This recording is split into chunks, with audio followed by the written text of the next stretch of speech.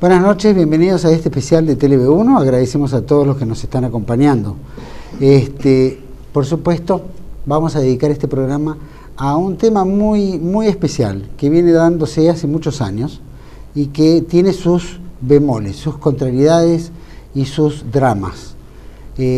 Vamos a dedicarlo especialmente a lo que significa Palestina, la historia de Palestina, la situación de Palestina actualmente y todo el drama que se ha vivido en Palestina en los últimos meses y que seguramente sigue ocurriendo actualmente.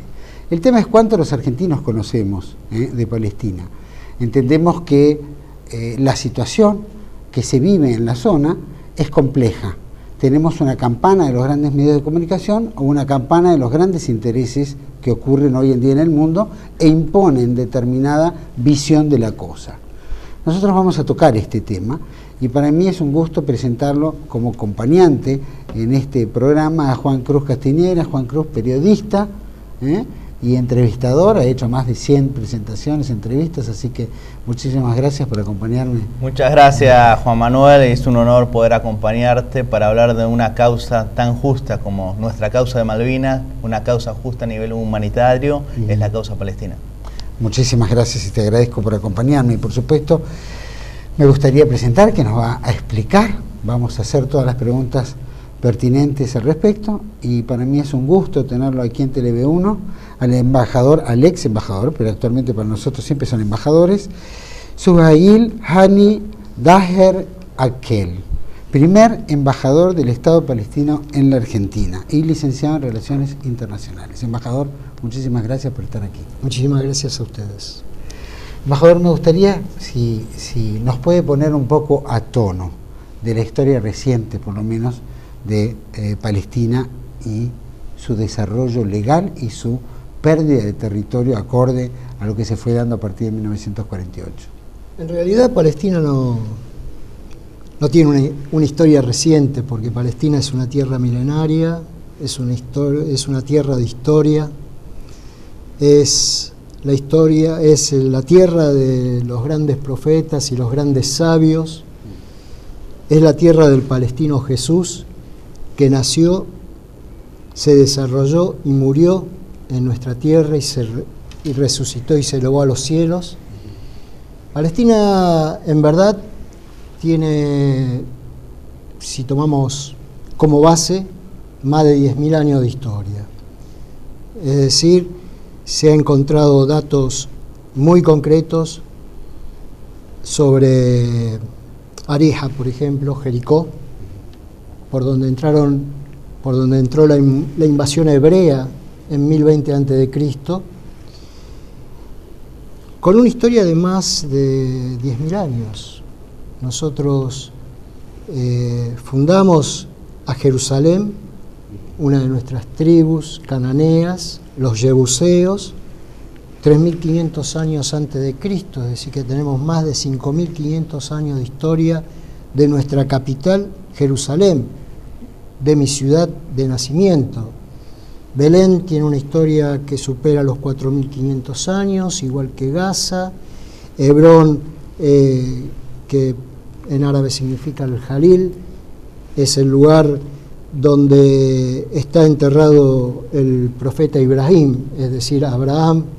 Tiene una historia de casi 5.000 años, de modo que Palestina, en el contexto del mundo, es una de las tierras más históricas, más milenarias y con mucha historia. Es, si se quiere, la base de la civilización. Es decir, nunca podía haber una Europa católica, cristiana, si no hubiese sido por la influencia de los primeros cristianos en el mundo, que fuimos nosotros los palestinos, los que seguimos justamente a Jesús. De modo que Palestina, Felestín, en idioma arameo, que es el idioma que se hablaba en esa época de Jesús, Felestín sigue siendo actualmente en el idioma árabe, Palestina, es una tierra de promisión, es una tierra de promisión, es una tierra bendecida, Es una tierra donde Dios, al enviar sus profetas y sus grandes sabios, la destacó como una tierra prometida. Una tierra prometida donde nosotros fuimos su pueblo, los palestinos. Y por supuesto que el hombre no lo tomó así. La cobardía, el egoísmo, las intenciones de invasiones, porque Palestina tiene un lugar estratégico ya que une a 3 continentes, que es Europa, Asia y África. Tiene a través de lo que es el extenso mar Mediterráneo que duerme sobre nuestras playas palestinas. De modo que siempre ha sido un territorio muy codiciado. Y hemos vivido durante 10.000 años de nuestra historia más de 8.500 años bajo distintas ocupaciones que llegaron, se instalaron en nuestro país, nos robaron nuestras riquezas, nos robaron nuestra cultura, nuestro desarrollo, pero sin embargo cada una de ellas fueron dejando sucesivamente nuestro territorio, y quien prevaleció es el pueblo palestino, que siguió constante y aferrado a esas raíces. Tuvimos ocupaciones muy largas, de más de 397 años, como la ocupación turca, otomana turca. Los romanos estuvieron casi 350 años en Palestina. También los hebreos, la invasión hebrea a Palestina en 1020 años antes de Cristo, fue una ocupación de aproximadamente 200 años, donde ellos ocuparon a Jerusalén bajo el paraguas romano, y ellos son los que verdaderamente llevaron a la crucificación al palestino Jesús. De modo que esta historia data perfectamente como un testamento pleno del derecho que tenemos nosotros a nuestra tierra. ¿Cuándo se les niega el derecho? Cuando una ilegal resolución de Naciones Unidas, que es la 181, digo ilegal porque es antijurídica, porque jurídicamente la Carta Magna de Naciones Unidas, fundada en 1945, que cuenta con 19 capítulos y 111 artículos, ninguno de ellos hace mención a que este alto organismo internacional tiene las facultades de la partición territorial de un país y del recambio de un pueblo por otro pueblo. Sin embargo, a 2 años de haberse constituido Naciones Unidas, sobre lo que dejó la Segunda Guerra Mundial, sobre la muy mala actuación de la Sociedad de las Naciones, tomó la determinación en la resolución 181, con unas Naciones Unidas compuesta por 59 países solamente. 33 de ellos votaron a favor de la partición de mi país. Y sobre esa base, sobre la base de 33 países y una resolución antijurídica, se le dio la posibilidad a los europeos judíos que venían llegando de manera masiva a nuestra patria a través de lo que fueron los libros blancos de Inglaterra, que ocupaba Palestina a partir de 1917 y dio lugar a estas inmigraciones masivas de parte de los judíos que ya venían planificando, estos europeos judíos que ya venían planificando constituir un Estado dentro de un Estado. Bueno, se beneficiaron con esta resolución, que fue acelerada a través del terrorismo que convirtieron a Palestina en un caos llevado adelante por los grupos terroristas sionistas europeos judíos, que desencadenaron una gran ola de terror, no solamente contra sus aliados los británicos, sino contra el pueblo civil palestino. Nosotros éramos un pueblo simple, un pueblo que salíamos de una ocupación otomana de 397 años, que quedamos bajo una ocupación británica que la Sociedad de Naciones la mal llamó protectorado. Nosotros no pedimos un protectorado, pedimos nuestra libertad. La restitución del Estado. Y nos cambiaron por un protectorado. De modo que estas organizaciones terroristas, luego de destruir 498 aldeas y ciudades palestinas, en 1948, el 15 de mayo, declaran de manera unilateral, porque tampoco ellos tenían el visto bueno de Naciones Unidas para declarar el Estado de Israel. Sin embargo, ellos, a partir de esa fecha, declararon el Estado de Israel. Y lo interesante de esto es cómo se desarrolló, porque si nosotros podemos ver los mapas... O sea, usted es testigo, usted es nacido en Jerusalén. Yo soy nacido en Jerusalén, en la vieja ciudad de Jerusalén.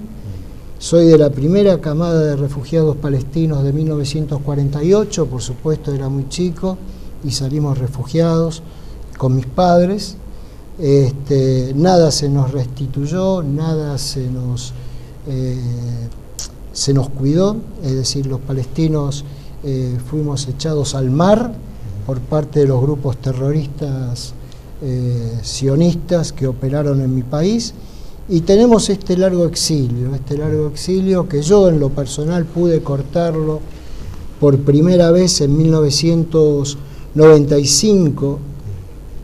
Recuerdo que yo regresé a mi país un año después que el presidente Arafat haya regresado el 1 de julio de 1994, tras la firma de los acuerdos de Oslo. Y recuerdo que fui a acompañar al canciller argentino Guido Di Tella, que hacía una visita a los territorios palestinos ocupados en 1948, actualmente Israel, y a Gaza, donde estaba la sede del presidente Arafat. De modo que ese fue un año en donde yo rompí mi largo exilio. Pero la mayor parte de nuestro pueblo exiliado aún no tiene la posibilidad de regresar, porque Israel no permite el retorno de los refugiados palestinos. Es decir, nosotros no tenemos ningún tipo de derecho.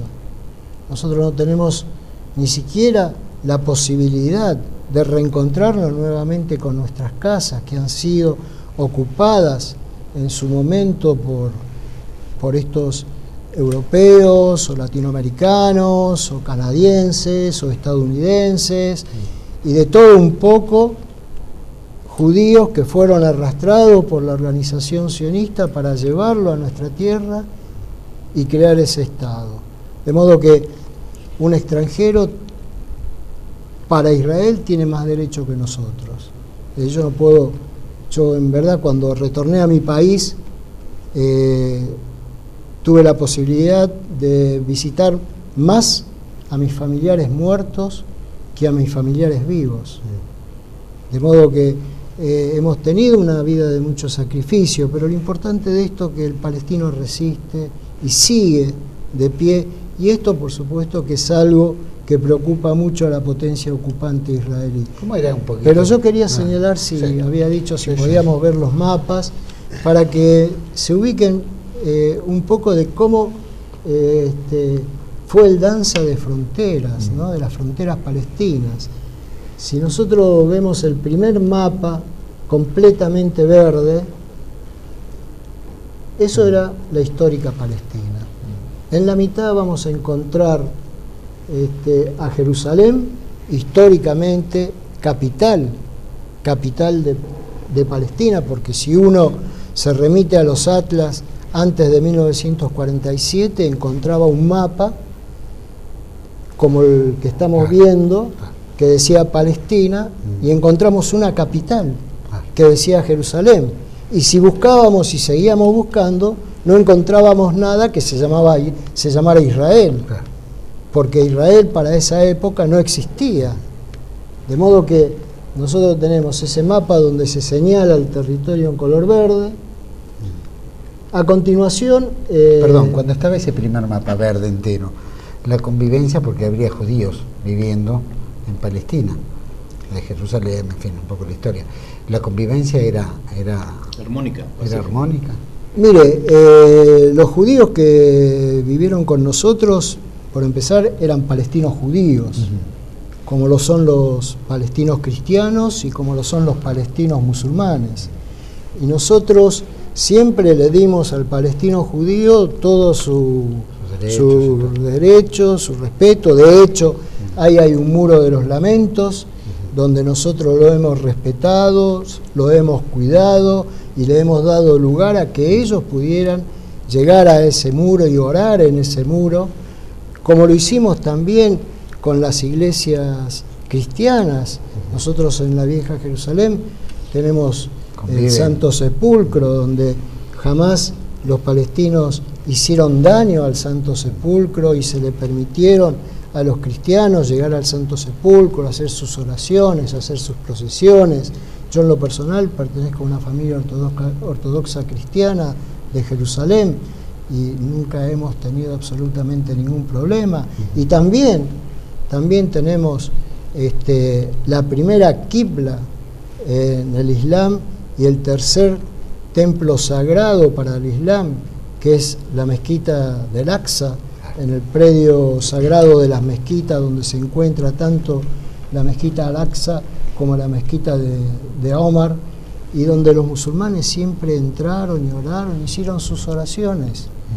Pero nada que ver tienen esos palestinos judíos con la primera llegada de los colonos europeos judíos que llegaban a Palestina y constituían asentamientos financiados por los lobbies y las bancas fundamentalmente de Inglaterra, como es el caso de la banca de los Rothschild.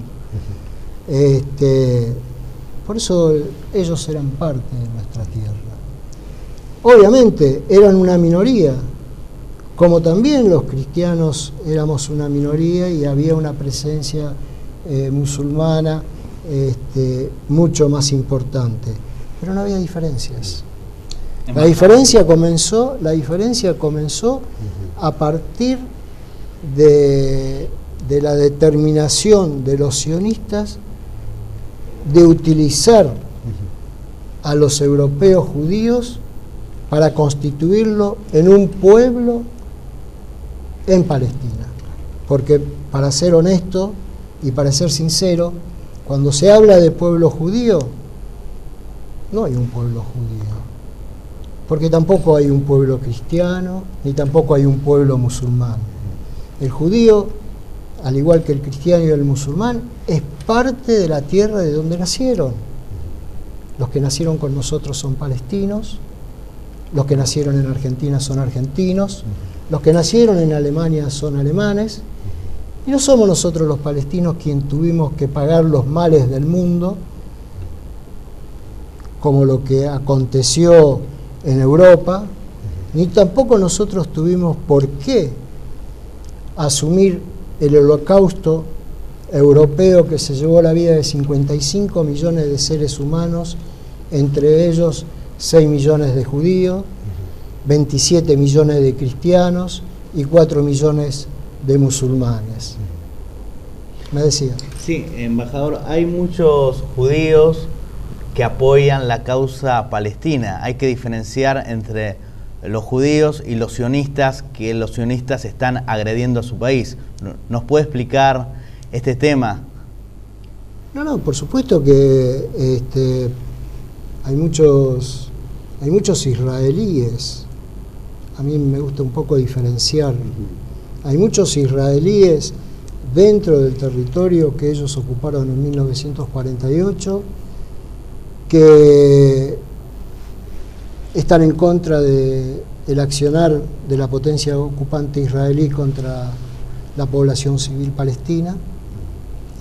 Y por supuesto, hay judíos en el mundo que se oponen a un Estado de Israel, que se oponen a que ese Estado de Israel reprima y mate diariamente al pueblo civil palestino. Y claro, nosotros tenemos una organización, la Nutericart, que es un grupo rabínico con sede en Nueva York y en Jerusalén, donde ellos determinadamente dicen que Israel no es un Estado judío, sino un Estado sionista. Así es. Y ellos consideran que su país es el Estado palestino. Es más, el presidente Arafat, cuando constituyó, al regresar a Gaza y formar el gobierno palestino, el ministro de culto judío era justamente el líder de Nutericart.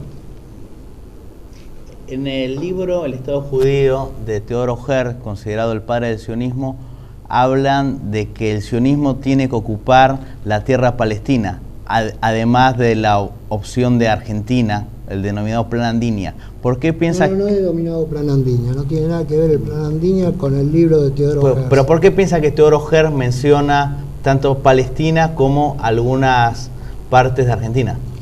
Bueno, Teodoro Herz, en su libro Der Justan, que lo escribió en 1896 y lo ratificó en el primer Congreso Sionista del 29, de Basilea. En el primer Congreso Sionista del 29 al 31 de agosto en Basilea, Suiza, habla de la necesidad de dos estados para el pueblo judío, uno en Palestina y otro en Argentina. Bueno, ellos comenzaron a colonizar Palestina y Teodoro Herz escribe en ese libro justamente que en menos de 50 años se tiene que constituir ese Estado en Palestina, y se constituyó exactamente a los 50 años de esa proclamación. ¿Se puede decir que era una crónica de una invasión anunciada? Sí, es concretamente y claramente de que el sionismo no es una identidad nacional judía para Europa, ni es una identidad nacional actualmente para los israelíes, ni se la puede vender como un movimiento de liberación como lo venden ellos, sino que es una política colonialista que en su primer congreso lo deja perfectamente canalizado al decir que tienen los deseos de crear un Estado judío en mi país. De modo, mi país no es como ellos tratan de mostrarlo, que no tenía población, que era todo desierto y que bueno, ellos necesitaban reunificar su gente en un territorio y esa es la tierra prometida, algo que no es así. Y entonces ellos intentaron reunificar a los europeos de origen judío y de ideología sionista en Palestina y dar lugar a lo que fue Israel, de modo que esa teoría que plantea Teodoro Herz en el libro Der Justan, Estado Judío, es una teoría colonialista. Y fíjese de dónde surge de Basilea. Y fíjese que si usted lee quiénes fueron parte de ese congreso sionista en Basilea, no va a encontrar un solo judío que haya viajado de Palestina cuando ellos invitaron a una gran parte de Europa y a una gran parte de Medio Oriente, y el único judío que participó era un judío egipcio. De modo que ni siquiera los propios palestinos judíos les interesaba el sionismo o les interesaba la política sionista o se sentían atraídos por las determinaciones de Teodoro Herz de reunificar,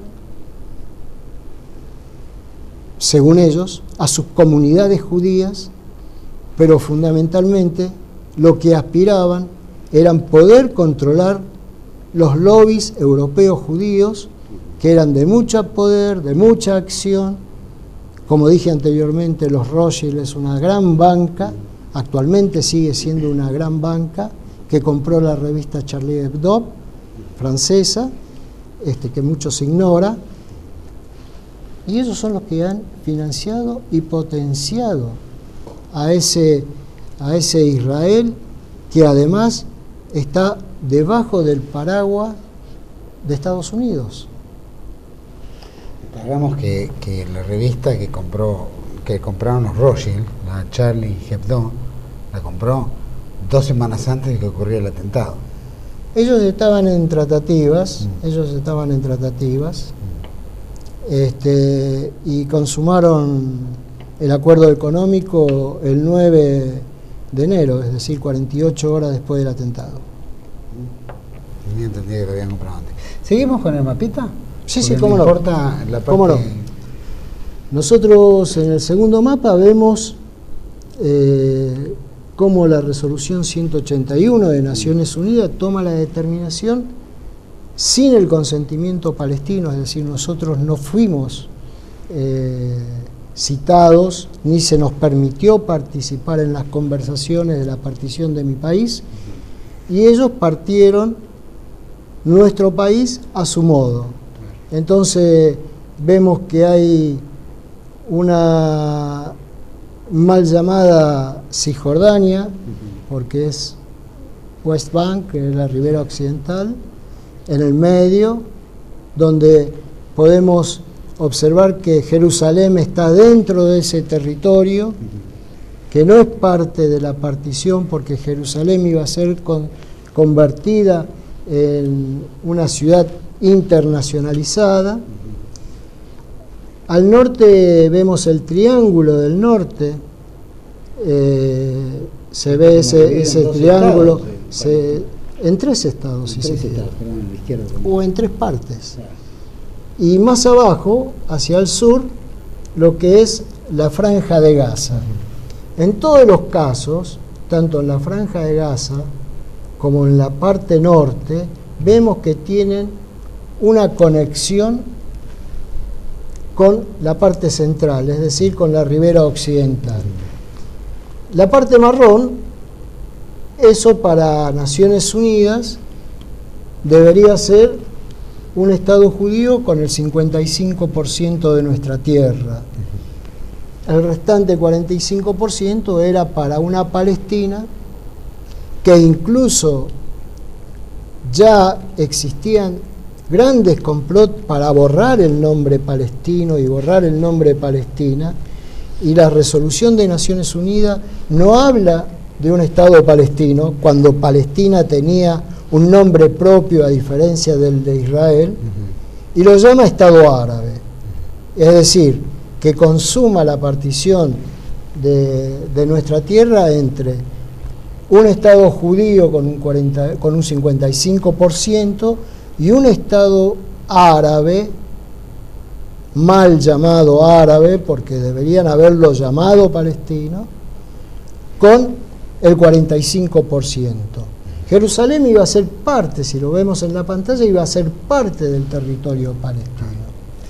Sin embargo, esta resolución del 29 de noviembre de 1947 hace agua luego que los grupos europeos sionistas que crearon el terror dentro de nuestra patria empiezan a carcomer las aldeas y las ciudades palestinas, destruyendo aldeas y ciudades palestinas, y reducen ese mapa de Naciones Unidas y crean un Israel con el 78% del territorio. Es decir, nosotros vemos que perdimos todo el territorio, pero en esta partición perdimos la parte norte, se achica la parte central, es más, se ve cómo entra el territorio y alcanza a la ciudad de Jerusalén y divide a Jerusalén, y se quedan con un sector de Jerusalén que la llamaron occidental. Y fíjese que la Franja de Gaza, que tenía punto de unión con la ribera occidental, se le ocupó la mayor parte del territorio y quedó fraccionada en la banda de Gaza, es decir, un territorio que no suma más de 360 kilómetros cuadrados.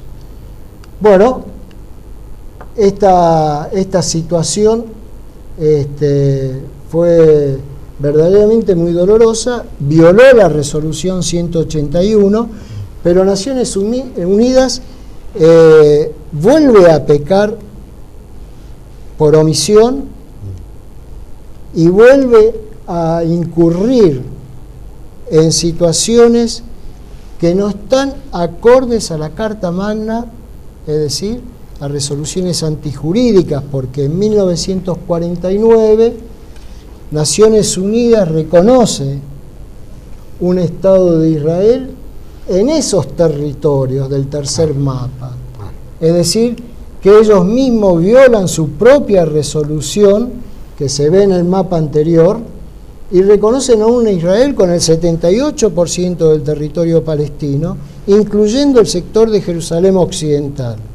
Y lo más tedioso es que la misma resolución que determina el reconocimiento de Israel no reconoce el Estado palestino. Es decir, nosotros a partir de esa resolución quedamos con una cuestión de refugiados. Y se mantuvo esa determinación como una cuestión de refugiados prácticamente hasta el día de hoy, por más que Naciones Unidas hoy reconozca un Estado palestino de facto. Y también pero tampoco reconocen un Estado palestino independiente. No podemos engañarnos. No podemos decir que nosotros hoy somos el Estado de Palestina, porque lamentablemente no es así, porque no hay un reconocimiento de soberanía, un reconocimiento de fronteras, un reconocimiento con el mismo nivel de Estado de otros estados, sino que hay un reconocimiento de facto, es decir, que Naciones Unidas determinó darnos un reconocimiento como para que nos quedemos tranquilos. Formal, pero no. Ni siquiera formal, es un reconocimiento de facto. Después de 66 años, donde nosotros tenemos nuestras raíces clavadas en ese territorio, donde esas Naciones Unidas es la responsable de la partición, es la responsable de que los palestinos del 48 en su mayoría se hayan convertido en refugiados y que hoy mantienen ese exilio porque esa potencia ocupante no le permite regresar a sus hogares, mientras a ellos les da un reconocimiento a todo nivel, a nosotros nos reconoce de facto, y creo que es una burla internacional, lamentablemente. Embajador, cuando llegamos a casi completo el Estado de Israel... No, pero lo importante es cómo está hoy Palestina, sí, porque Palestina hoy ni siquiera es el tercer mapa. No existe. Hoy Palestina, tal como le indica el cuarto mapa, es prácticamente un Bantustán. Sí. ¿Por qué? Porque ese territorio de 1967, porque finalmente la ribera occidental y la franja de Gaza fueron ocupados a partir de la invasión israelí del 5 de junio de 1967, y así de ese modo ocuparon el sector este de Jerusalén y toda la ribera occidental y la franja de Gaza. Hoy esos territorios del 67, donde Naciones Unidas reconoce como un territorio palestino, nos encontramos con que está absolutamente fragmentada, cruzada por un muro de apartheid que supera los 880 kilómetros de longitud, cuando la línea verde de la ribera occidental no es más de 369 kilómetros de longitud, donde metemos 880 kilómetros dentro de los 369 kilómetros. Significa que entrar en las aldeas, entrar en las ciudades, ocupar más tierra, dividir más a las ciudades y a las aldeas palestinas y sus poblaciones, y además de todo esto, sumar unos aproximadamente 200 puntos de asentamientos ilegales construidos sobre nuestra tierra que cobijan a más de 500.000 colonos israelíes ilegales, que no tienen nada que hacer y que son llevados de distintas partes, como de Argentina, como de Estados Unidos, como de Brasil, como de Europa, y lo constituyen dentro del territorio palestino del 1967, le dan un arma para que utilice contra los palestinos, además de presentarle un certificado a cada uno de ellos de utilizar y matar a cualquier palestino que ellos consideren que puede ser un riesgo para su vida. Ese es un certificado que está votado y avalado por el Parlamento israelí.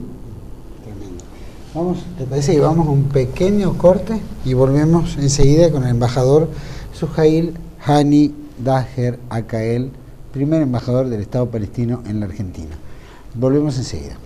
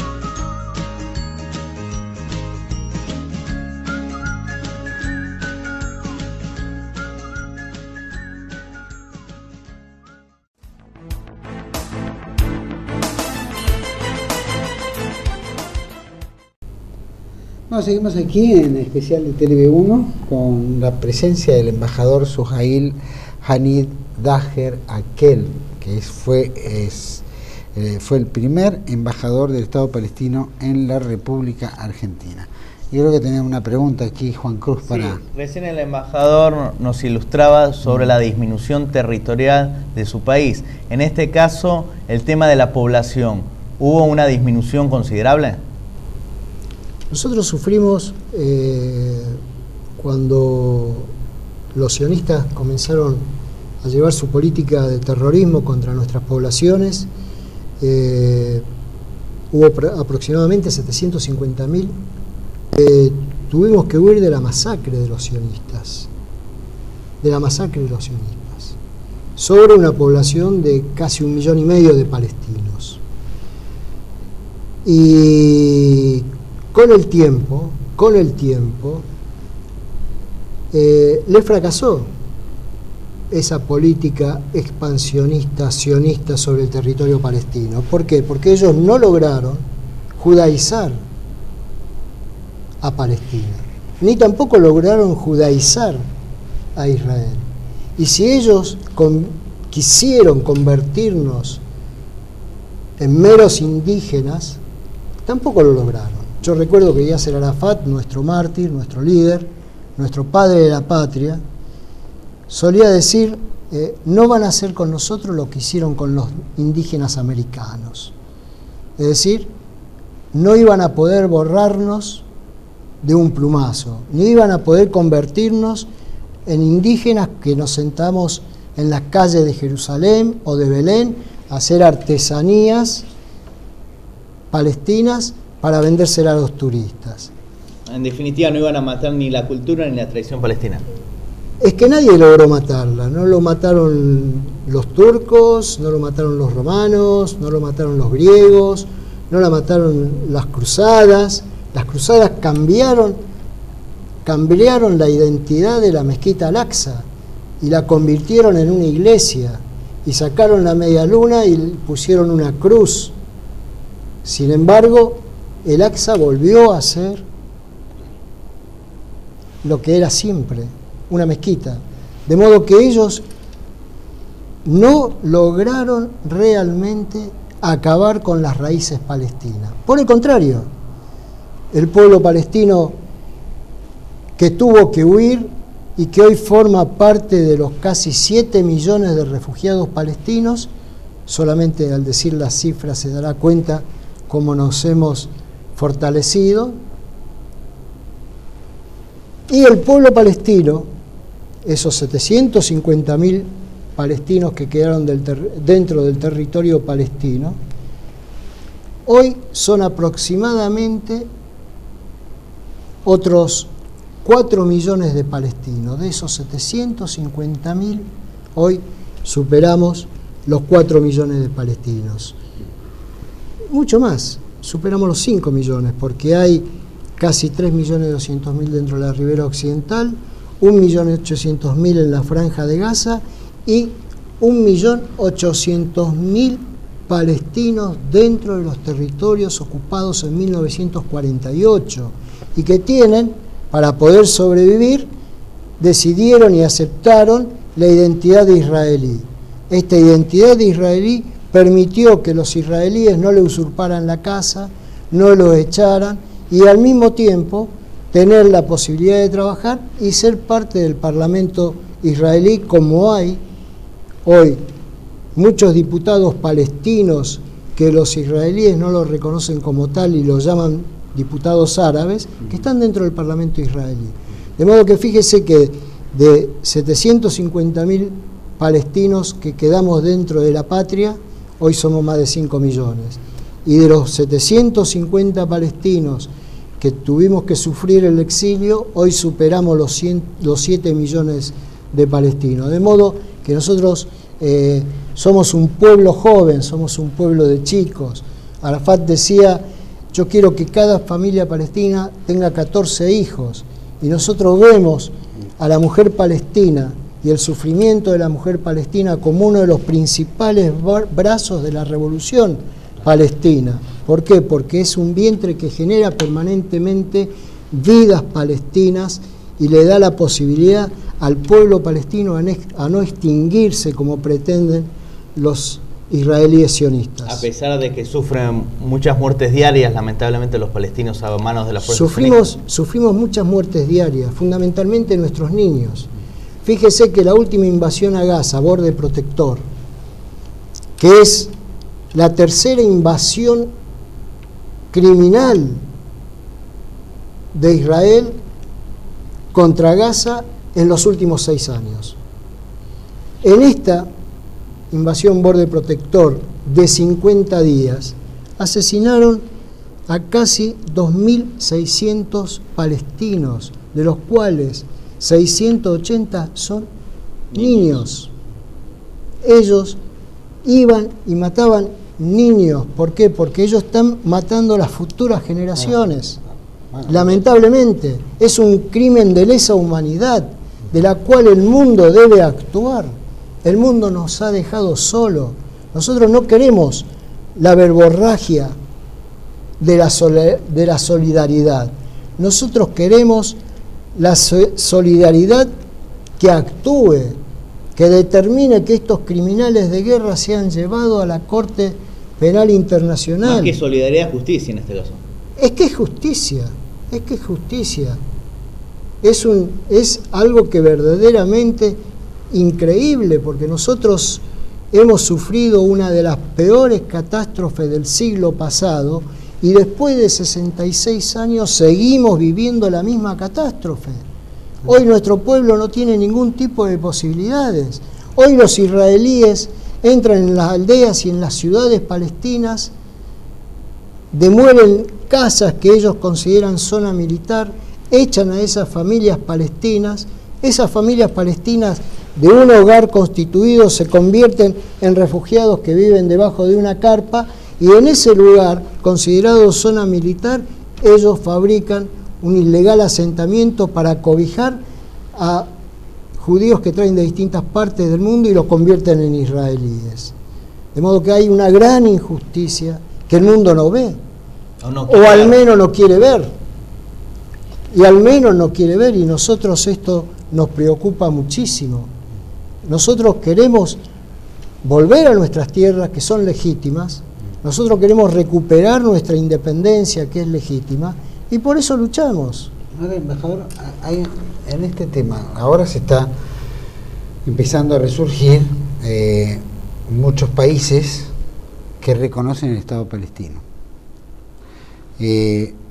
Ahora me parece como incongruente, porque si el Estado palestino fue un Estado antes de 1948, ¿qué es lo que está reconociendo como Estado palestino?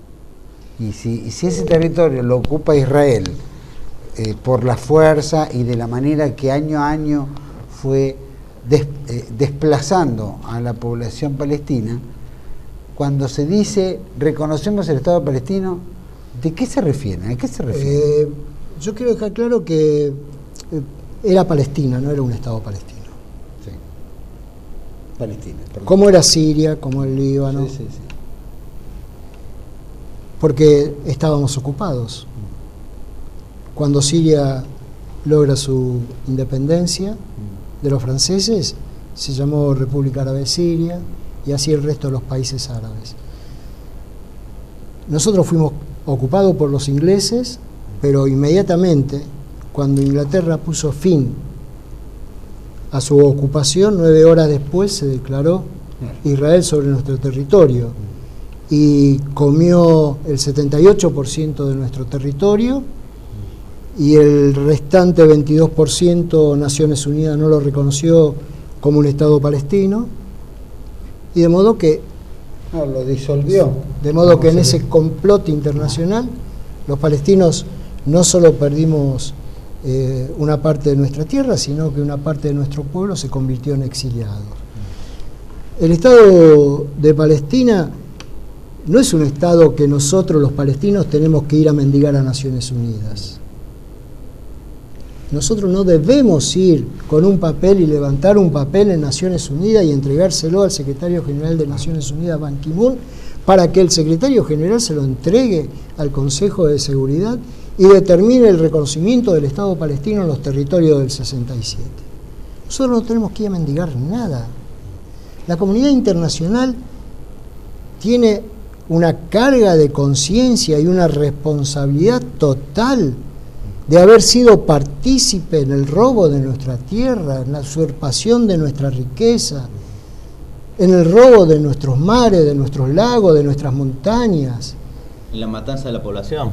En la matanza de la población, en volver a los palestinos de ciudadanos en refugiados. Es la comunidad internacional, es Naciones Unidas quien tiene que venir a pedir disculpas por lo que ellos han realizado en mi país y devolvernos nuestra tierra y exigirle a Israel que tome determinaciones.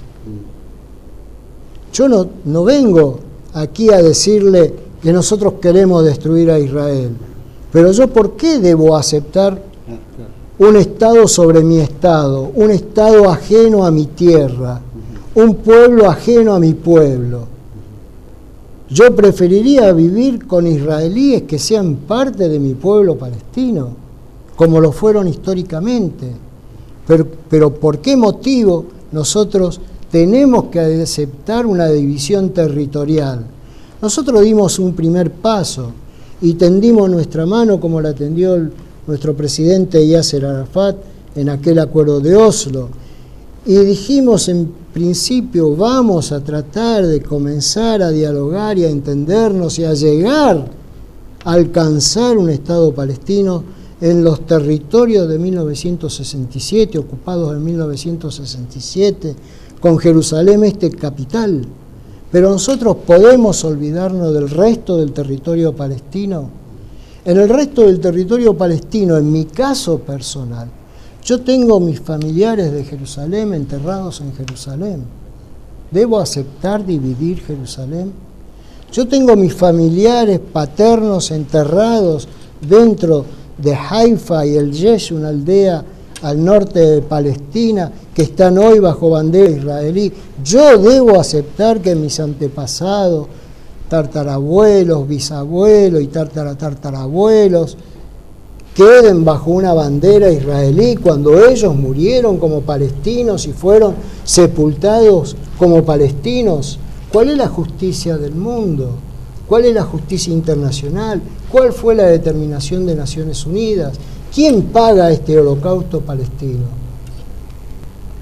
Embajador, ¿cómo explica usted o cómo puede determinar lo que los países como Estados Unidos, Inglaterra, Europa en general hablan de los grupos terroristas que actúan en Palestina contra Israel y la desmesurada reacción de Israel sobre Palestina? ¿Cómo por ejemplo?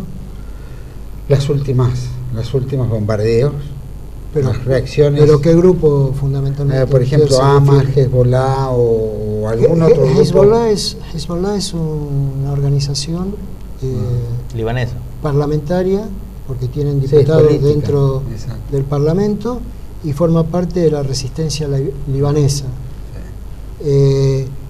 Hamas es una agrupación que se convirtió políticamente en un brazo fuerte de la democracia palestina.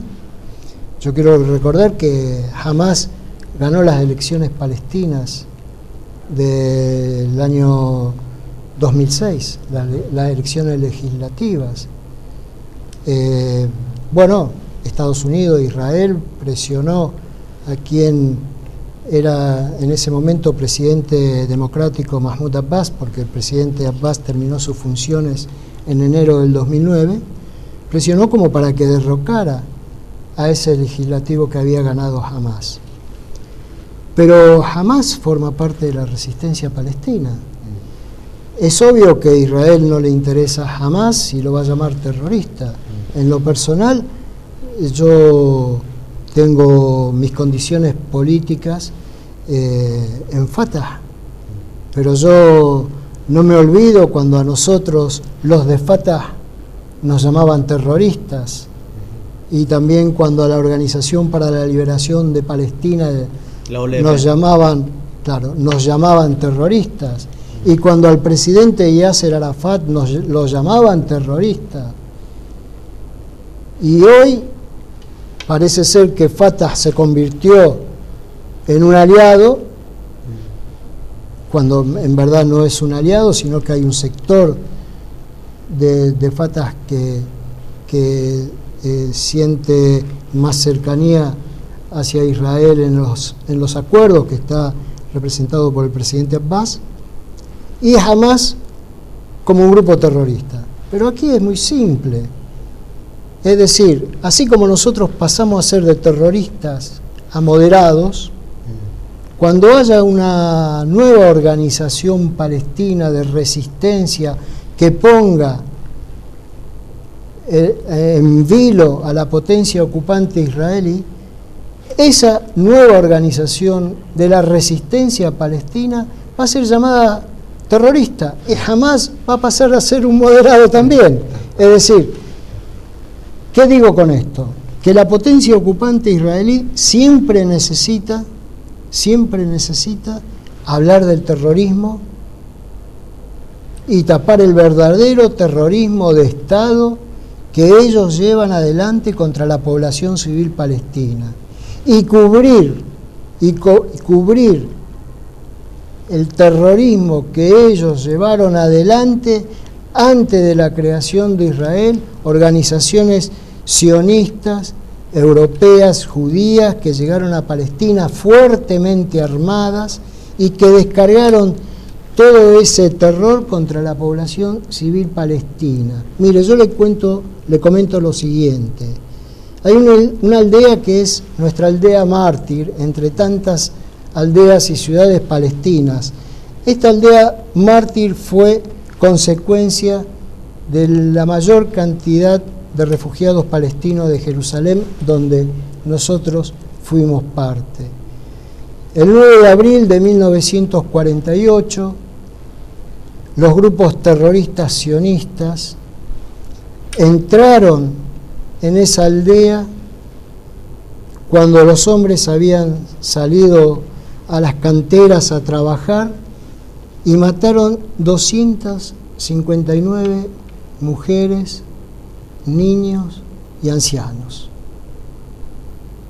Esa se conoció como la masacre de El Yassin. Jacques Renier, que era el delegado de la Cruz Roja Internacional, hizo declaraciones que encontró mujeres embarazadas con el vientre abierto porque estas organizaciones terroristas abrían su vientre para hacer una apostadilla del contenido del vientre de esa mujer. Esto fue el detonante del primer gran exilio palestino de Jerusalén y de la caída de Jerusalén, porque esto fue el 9 de abril de 1948 y Jerusalén cayó una parte de nuestra ciudad el 15 de mayo de 1948. Paradójicamente, sobre ese lugar hoy hay un nosocomio que se llama Rey Saúl y al lado el Museo del Holocausto. Pero el Museo del Holocausto no es el Museo del Holocausto palestino, es el Museo del Holocausto que erigieron los israelíes para conmemorar sus víctimas en Europa. Pero la base de ese Museo del Holocausto está en los cadáveres palestinos que ellos asesinaron sobre esas tierras y sepultaron y aplastaron sobre esas tierras. De modo, fíjese cómo es la ironía, ¿no es cierto? Hay un Museo del Holocausto judío sobre y aplastando el Museo del Holocausto palestino que está enterrado en tierra palestina. Es curioso porque inclusive creo que hasta algunos premios Nobel, por ejemplo Menachem Begin, le dieron el premio Nobel. Es autor de esa masacre. Menachem Begin es el autor, uno de los autores de esa masacre, lamentablemente, igual que Yitzhak Shamir. Y Yitzhak Shamir, fíjese que ellos mismos aceptaron su política de terrorismo, porque Yitzhak Shamir en 1991, y voy a ser más preciso, el 5 de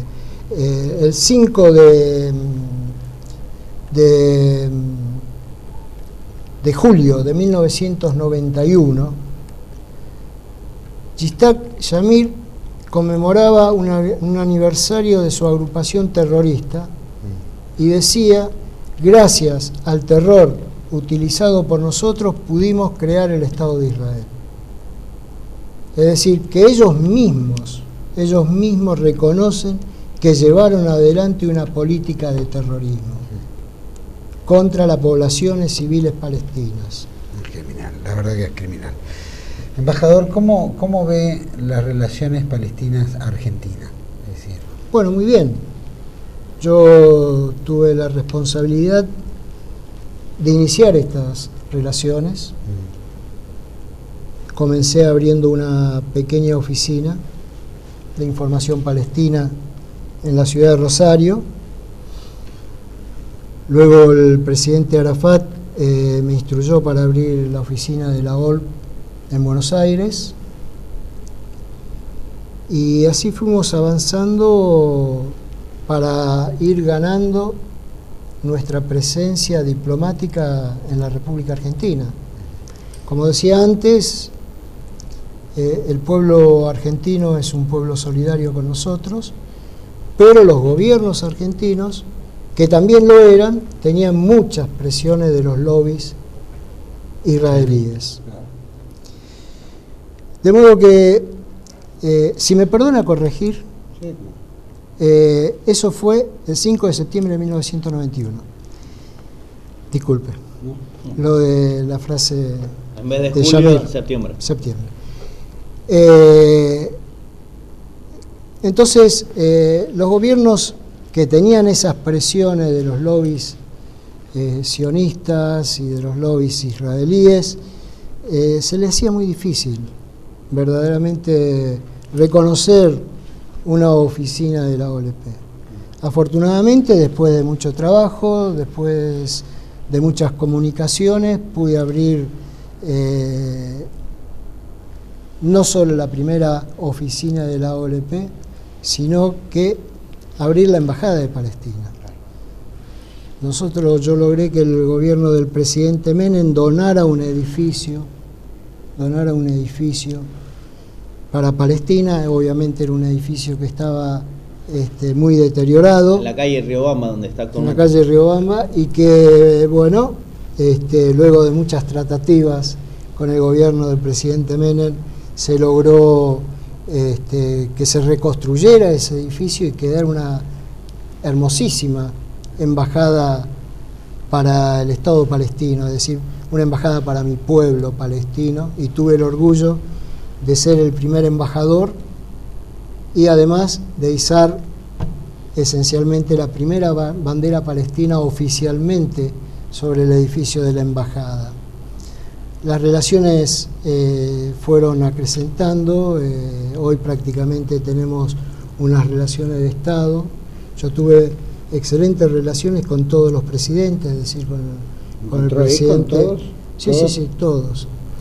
Yo recuerdo que en su momento el doctor Fernando de la Rúa, como jefe de gobierno de la ciudad y luego presidente, donó para la embajada las plantas para los jardines, que decoraron los jardines de la embajada. No bonsáis, ¿no? Él ha sido realmente una persona de mucho bien. También nosotros tuvimos excelentes relaciones con el presidente Duhalde, y lo tuvimos también con el presidente Rodríguez Sá, y bueno, con el presidente Néstor Kirchner. Luego de bastantes tratativas logramos lo que en verdad deseábamos y lo que yo dije públicamente cuando inauguramos la embajada aquel 15 de noviembre de 1999, que le pedí al presidente Menem en ese momento que en retribución nosotros queríamos abrir una embajada, una representación diplomática argentina en suelo palestino. Bueno, esto se logró con el presidente Néstor Kirchner, quien firmó el decreto en el 2005 para que se abriera una representación diplomática en Palestina, y esta representación diplomática argentina en Palestina se abrió en 2007. Yo ya había terminado mis funciones, pero bueno, hoy tenemos una embajada palestina en la República Argentina y una embajada argentina en el Estado de Palestina ocupado. ¿Los medios de comunicación acompañaron un poco cuando, especialmente en todas estas tratativas? Fue difícil. Ante estas reacciones de Israel sobre Palestina. Fue difícil, porque yo quiero dejar claro que nada nos resultó fácil. Y en lo personal fue todo muy difícil. Obviamente que las cosas han cambiado. Hablar antes de Palestina éramos terroristas. Más de un periodista me dijo que era terrorista porque hablaba de Palestina. Hoy hablar de Palestina es políticamente correcto. Los medios de prensa comenzaron a comprender cuando yo le mostraba mi imagen de palestino refugiado, nacido en Jerusalén, que nosotros estábamos lejos del terrorismo, que nuestra lucha no era una lucha de terroristas, era una lucha de un pueblo que se levantó en piedras para poner fin a la ocupación, y que si ha habido algunos actos en exceso fue producto de la intolerancia política sionista contra nuestro pueblo, nuestro país. O sea, ¿qué pretendía el mundo? ¿Por qué no acusaron de terroristas a las organizaciones sionistas que llegaron y destruyeron a nuestro país? ¿Por qué no acusan de terrorismo de Estado? Que ese es el verdadero terrorismo. El terrorismo de Estado, por las leyes jurídicas, tiene que ser denunciado y tiene que ser juzgado. Sin embargo, no se denuncia. Y tratan de mostrar a nuestras organizaciones, que son organizaciones de la resistencia, de que son organizaciones terroristas. Nosotros estamos lejos del terrorismo. Nosotros somos los dueños de la tierra, somos la raíz de la tierra, Somos los que levantamos ese puñado de tierra y ese pedazo de roca convertido en piedra y se la arrojamos en el casco al ocupante. Ellos llegaron de afuera y se quedaron con nuestro país. Y nosotros lo que queremos es recuperarlos. ¿Quién es el terrorista? Embajador del pueblo, ¿usted encuentra eco en el pueblo argentino? Sí, mucho, siempre. Siempre el pueblo argentino fue muy solidario y me acompañó muchísimo durante mi misión y luego de mi misión. Embajador, creo que fue riquísima esta entrevista. Por otra parte, yo tengo mi corazón partido. Yo tengo mi corazón partido entre mi tierra palestina y mi tierra argentina. Yo tengo mis hijos que son argentinos, con sangre argentina-palestina, y tengo mi sangre palestina. Y tengo enterrado a mis padres refugiados en Argentina. Es medio argentino. Yo soy palestino y orgullosamente me siento argentino. Embajador, muchísimas gracias. Gracias por haber compartido este programa con nosotros aquí en TV1 y esperamos poder convocarnos nuevamente. ¿Cómo no?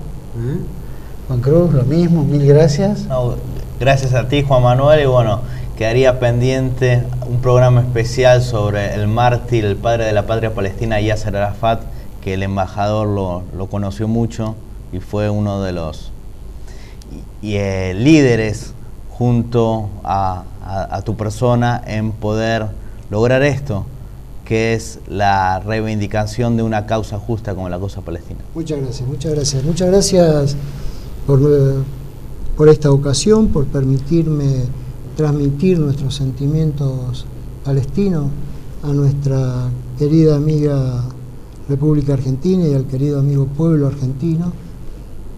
Y estoy eternamente agradecido en nombre de nuestro pueblo palestino. Muchísimas gracias. Gracias. Muchísimas gracias. Gracias, Juan Carlos. Gracias. Yo un pequeño cierre, que siempre lo hago en los programas como un tema de reflexión. Cuando escuchamos tanto aquí al embajador, que nos explicó tan claramente lo que es un poco entre la historia palestina y lo vivido, la realidad de estos últimos años, o por lo menos los últimos 60 y tantos años, y vemos que cuando un Estado, cuando una organización mundial, llámese Naciones Unidas, o entes financieros, o llámese quien sea, que son los que van marcando el camino del nuevo orden mundial, determina que tal lado o tal otro va a ser lo que ellos quieren y no lo que genuinamente esa sociedad, ese Estado, ese territorio le correspondía a alguien. Lo hemos visto de los ingleses hasta hartarnos, lo han hecho en Asia, lo han hecho en África, lo han hecho en tantos lados, en América también, han colaborado en las, entre comillas, independencias, pero para romper la hegemonía del Imperio Español. No en vano lo han hecho en todo el mundo. Pero también está detrás todos estos intereses tan fuertes, que tal vez por Teodoro Herz, que ya tenía planificadas estas ideas de Palestina o Argentina, era poner el dedo y decir, bueno, aquí vamos a ir y no nos importa más nada. Porque hay una tendencia donde es muy difícil explicar algo cuando hay una sociedad que dice que son el pueblo elegido por Dios.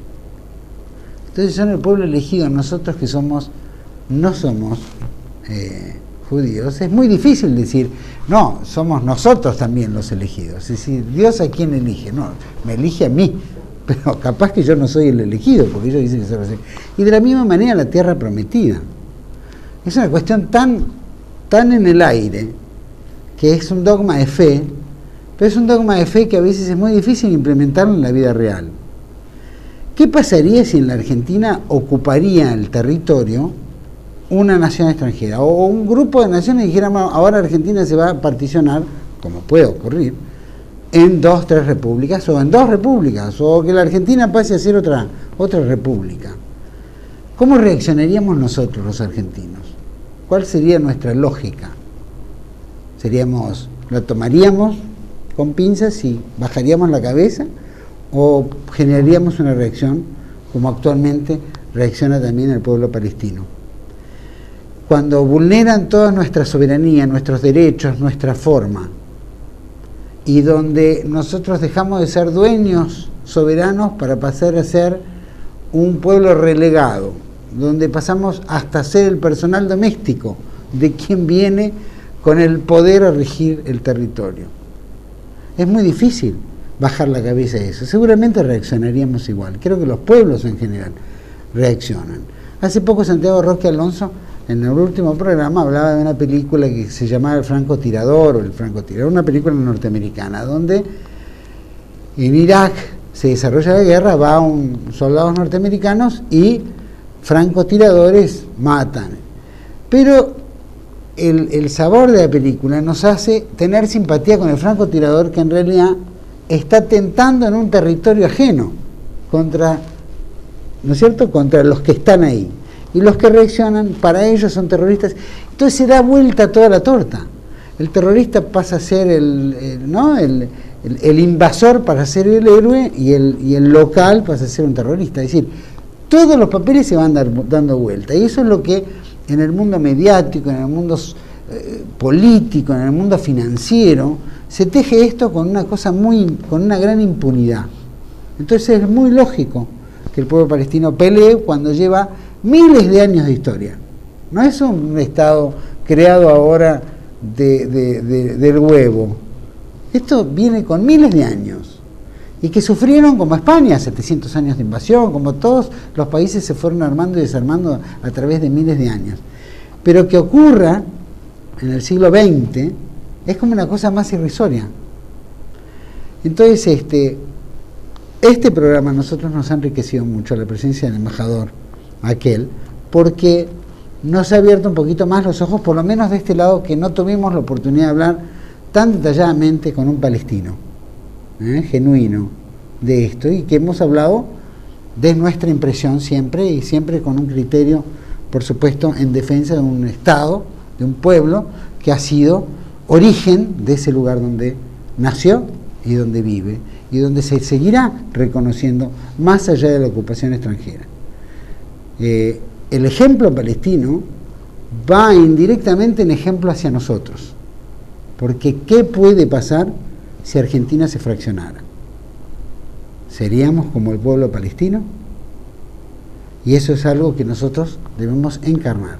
Por eso la defensa de la patria, la defensa de los valores, tener criterio nacional, es algo que nos debe enorgullecer, nos debe despertar y nos debe orientar. Porque el poder del mundo hoy puede jugar con cualquiera, incluso con nosotros. Nos esperamos aquí en este especial de TLV1, la próxima semana, con algo nuevo. Gracias por acompañarnos.